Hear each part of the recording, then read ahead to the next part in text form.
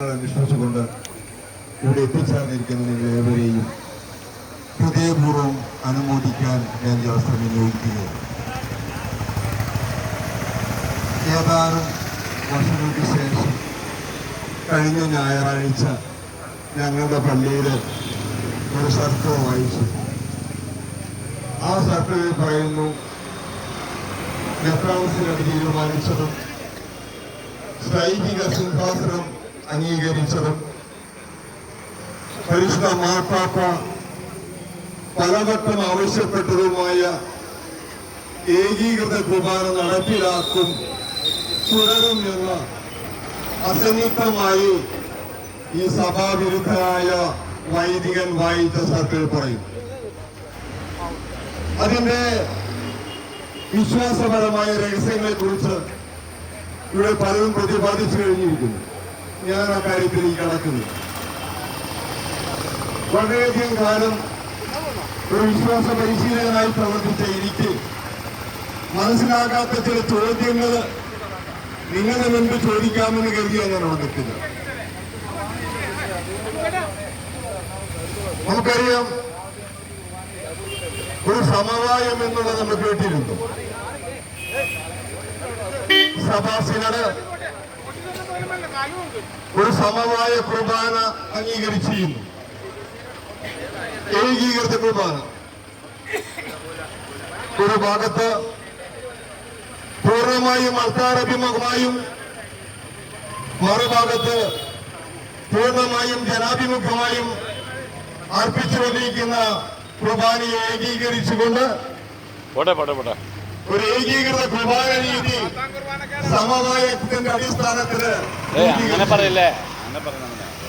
ആ സമവായമാണ് മെത്രാൻസിനോട് അംഗീകരിച്ചത്, സൈനിക സിംഹാസനം അംഗീകരിച്ചത്, മാർപ്പാപ്പ നടപ്പിലാക്കണമെന്ന് പലവട്ടം ആവശ്യപ്പെട്ടത്.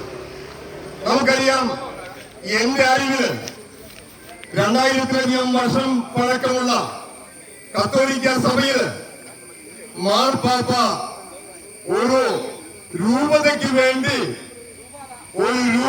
വേണ്ടി വീഡിയോ സന്ദേശത്തിലൂടെ അഭ്യർത്ഥിച്ചു, നിങ്ങൾ അനുസരിക്കണം.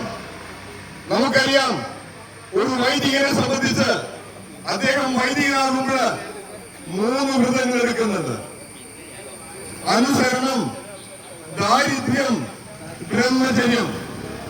ഈ 3 വ്രതങ്ങൾ അനുസരിക്കുന്നവന് മാത്രമേ കത്തോലിക്ക സഭയില് ഒരു വൈദികനെന്ന് അവകാശപ്പെടാൻ അർഹതയുള്ളൂ.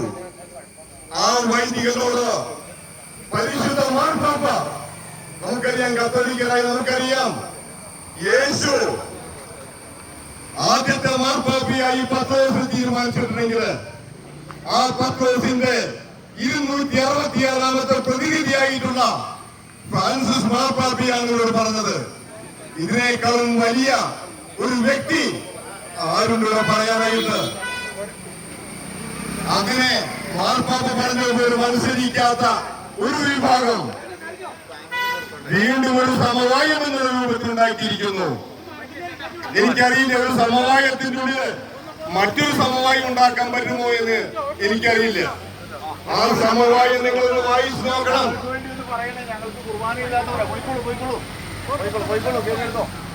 ആ സമവായത്തിന്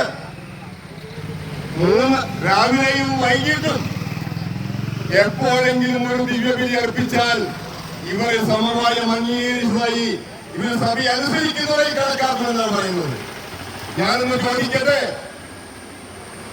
മാർപ്പാപ്പ പറഞ്ഞ കാര്യത്തെ കുറിച്ച് വിഭിന്നമായൊരു അധികാരം, വിഭിന്നമായൊരു അഭിപ്രായം, ഒരു നിർദ്ദേശം കൊടുക്കാൻ അധികാരമുള്ള ഏത് കേന്ദ്രമാണ് ഈ ലോകത്തില് കത്തോലിക്ക സഭയ്ക്കുള്ളത്?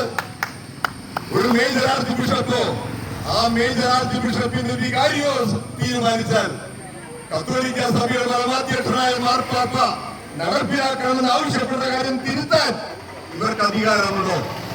എന്നിട്ട് അവർ പറയുകയാ ഈ സർക്കുലറില്, മറ്റു രൂപതകളിലെ പിതാക്കന്മാരുടെ ബന്ധുക്കാര് അവരുടെ ചടങ്ങുകളില് ഏകീകൃത കുർബാന അർപ്പിക്കാനുള്ള അവസരം ഇവർക്ക് കൊടുക്കുന്നുണ്ട്. ഒന്ന് ആലോചിച്ച് നോക്കി. ഇനി അടുത്ത സർക്കുലറും ഈ മെത്രാന്മാര് ഏതെങ്കിലും വില്ലേജ് ഓഫീസറുടെയോ തഹസിൽദാറുടെയോ മുമ്പിൽ പോയി കുമ്പിട്ട് നിൽക്കണം. ഇന്ന രൂപത്തിൽ ഇന്ന വ്യക്തി എന്റെ ബന്ധുവാണ് എന്ന് തെളിയിക്കാനുള്ള സർട്ടിഫിക്കറ്റ് കൊണ്ട് ഹാജരാക്കേണ്ട ഗതികേടില് ഈ മെത്രാന്മാരെ എത്തിച്ചിരിക്കുക.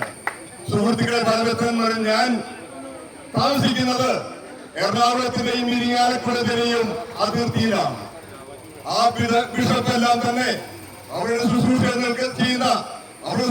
ചെയ്യുന്ന കുറ്റിക്കാരനാകാം, തോട്ടപ്പണിക്കാരനാകാം, അല്ലെങ്കിൽ ഡ്രൈവറാകാം. അങ്ങനെയുള്ള ഡ്രൈവർമാരുടെയും തോട്ടപ്പണിക്കാരുടെയും വീടുകളില് ഒരു ആവശ്യമുണ്ടായാൽ ആ പിതാവ് പോയി കുർബാന ചെല്ലാറുണ്ട്. പുതിയ സർക്കുലർ പ്രകാരം അത് സാധിക്കില്ല അവർക്ക്. കാരണം അദ്ദേഹത്തിന് ബന്ധുവാകണം, സുഹൃത്താകാൻ പാടില്ല. യാതൊരു സ്ഥലം മറ്റിടത്ത് ബന്ധുക്കൾ പാടില്ല, ബന്ധുവാകണം. ആ ബന്ധു ഇപ്പൊ സഹകരണ നിയമത്തിൽ പറയുന്നുണ്ട് ആരാണ് ബന്ധു എന്നുള്ളത്. അച്ഛൻ, അമ്മ, ഭാര്യ, മക്കൾ തുടങ്ങുന്ന ഒരു 25 കൂട്ടം ബന്ധുത്വം പറയുന്നുണ്ട്. അതിന് പുറമെ ആ ബന്ധുത്വം പോകില്ല. ഏതാണ് ബന്ധുത്വം? അങ്ങനെ വളരെ വികലമായിട്ടുള്ള ഒരു സർക്കിൾ ഇറങ്ങിക്കൊണ്ട് സഭാ മക്കളെ നിഷേധിക്കുന്ന, സഭയോടൊപ്പം നിൽക്കുന്നവരെ കൊഞ്ഞനം കാട്ടുന്ന ഈ സർക്കിൾ പിൻവലിച്ചുകൊണ്ട് സഭയുടെ കുർബാന സഭാ സിനഡ് തീരുമാനിച്ചത് മാർപ്പാപ്പ ആവർത്തിച്ച് ആവശ്യപ്പെട്ട ഇതിലുപരി ഈ എറണാകുളം മന്ത്രിമാരെ അതിരൂപം മുഴുവൻ ചൊല്ലുന്ന അവസരം ഉണ്ടാകണമെന്നാണ് എനിക്ക് അവസരം പറയാനുള്ളത്. ഒരു കാര്യം നമുക്ക് സന്തോഷമുണ്ട്.